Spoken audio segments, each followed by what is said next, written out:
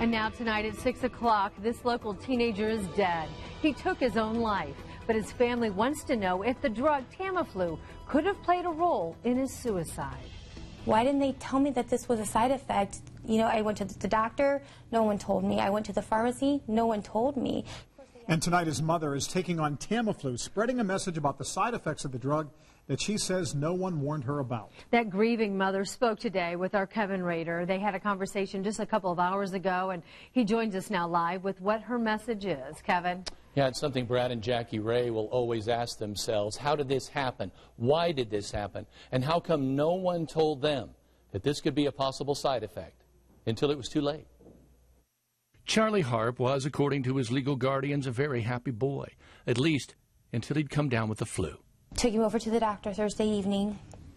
They confirmed it. They did a nasal swab and said that, in fact, he did have the flu. They prescribed him some Tamiflu and some cold medicine. That was Thursday night. By Friday afternoon, things had taken a drastic turn for the worse. But about 2 o'clock when I checked in with him, he didn't respond, and so I called my husband because I was concerned. So my husband then came home to find him. Being the child that Charlie was, he was extremely happy, and there were no red flags of any sort that would have ever led us to think that he would have harmed himself otherwise. When my husband called me and told me that he had found him, instantly I thought, he was sick, all these things, and I started, you have 100 things run into your mind at that point, and I thought, he was sick, maybe they missed something, maybe there was something more to it that would have caused him to be out of sort, and then it hit me. He started medicine, and so I started researching it and looking into it, and I found multiple cases where children had been delusional,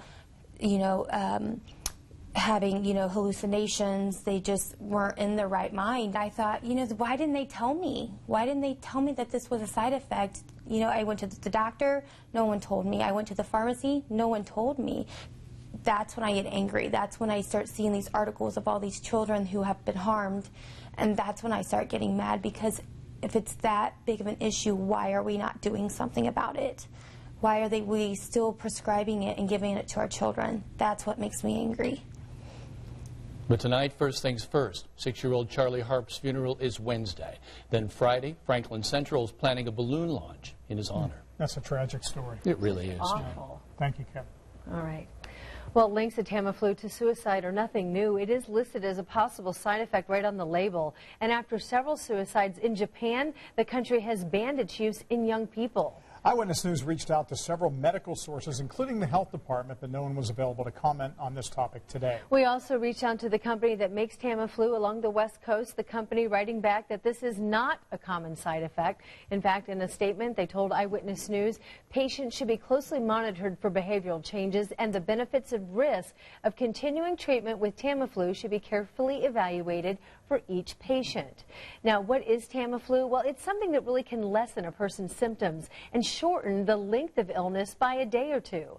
The flu outbreak this year is one that's very concerning because it is one of the deadliest. At least 107 people have already died from the flu so far this season, and that is just in the state of Indiana.